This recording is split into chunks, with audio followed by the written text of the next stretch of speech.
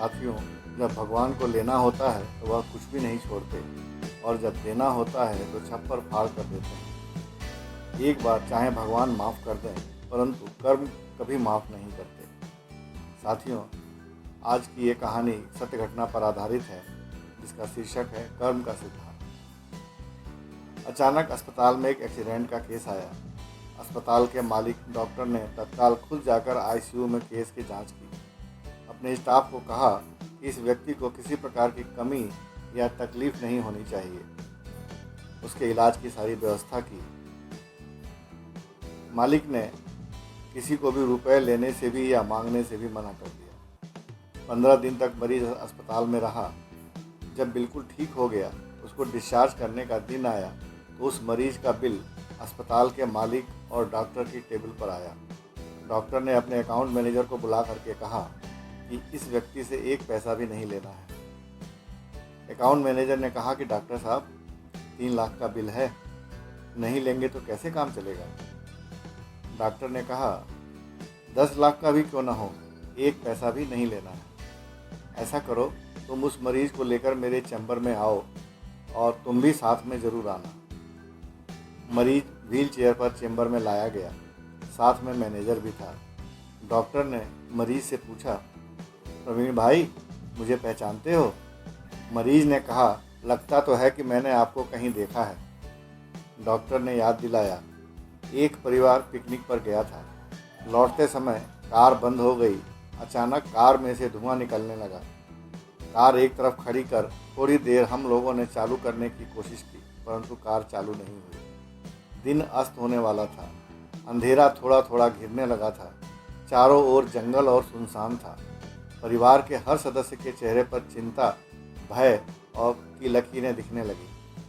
पति, पत्नी, युवा पुत्री और छोटा बालक सब भगवान से प्रार्थना करने लगे कि कोई मदद मिल जाए। थोड़ी ही देर में चमत्कार हुआ। मैले कपड़ों में एक युवा बाइक के ऊपर उधर आता हुआ दिखा। हम सब ने दया की नज़र से हाथ ऊंचा करके उसको रुकने का इशारा किया। यह तुम ही थे ना प्रवीण? तुमने गाड़ी खड़ी कर हमारी परेशानी का कारण पूछा। फिर तुम कार के पास गए, कार का बोनट खोला और चेक किया। हमारे परिवार को और मुझको ऐसा लगा जैसे भगवान ने हमारी मदद करने के लिए तुमको भेजा है, क्योंकि बहुत सुनसान था, अंधेरा भी होने लगा था और घना जंगल था। वहाँ पर रात बिताना बहुत मुश्किल था और खतरा भी बहुत था। थोड़ी देर में तुमने हमारी कार चालू कर दी। हम सब के चेहरे पर खुशी की लहर दौड़ गई। मैंने जेब से बटुआ निकाला और तुमसे कहा, भाई, सबसे पहले तो तुम्हारा बहुत आभार। रुपए पास होते हुए भी ऐसी मुश्किल में मदद नहीं मिलती। तुमने ऐसे कठिन समय में हमारी मदद की। इस मदद की कोई कीमत नहीं है, यह अमूल्य है। फिर भी मैं तुमसे पूछना चाहता हूँ कि बताओ कितने पैसे दूँ।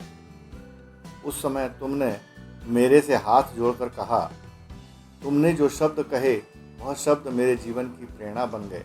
तुमने कहा, मेरा नियम और सिद्धांत है कि मुश्किल में पड़े व्यक्ति की मदद के बदले मैं कभी पैसे नहीं लेता। मैं मुश्किल में पड़े हुए लोगों से कभी भी मजदूरी नहीं लेता। मेरी इस मजदूरी का हिसाब भगवान रखते हैं। एक गरीब और सामान्य आय का व्यक्ति अगर इस प्रकार के उच्च विचार रखे, उनका संकल्प पूर्वक पालन करे, तो मैं क्यों नहीं कर सकता। यह बात मेरे मन में आई। मेरे मन में धीरे से मेरी आत्मा ने मुझसे ये पूछा।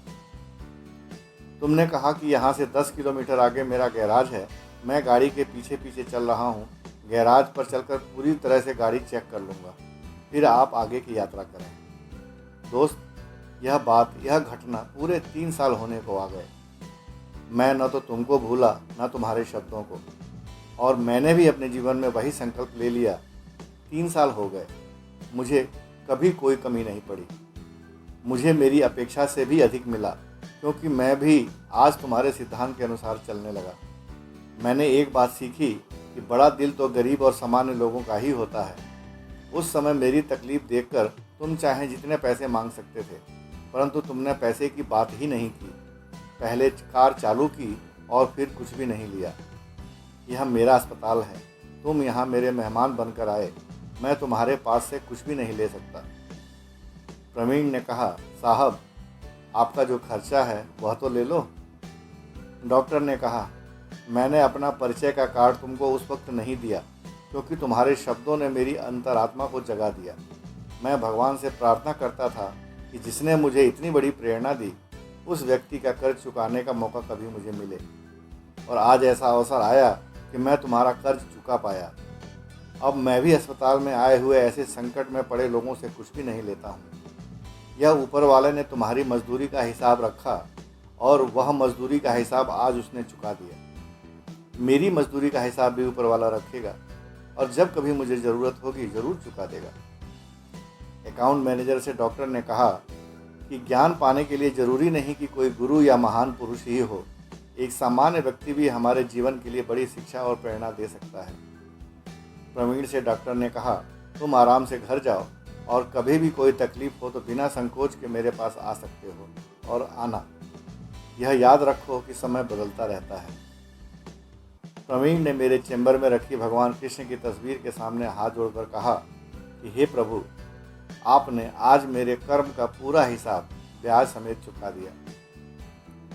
साथियों, समय बदलता रहता है। जब भगवान को लेना होता है तो वह कुछ भी नहीं छोड़ते और जब देना होता है तो छप्पर फाड़ कर देते हैं। और एक बात जरूर याद रखनी चाहिए कि एक बार भगवान चाहे माफ़ कर दे, परंतु हमारे कर्म कभी माफ़ नहीं करते। साथियों,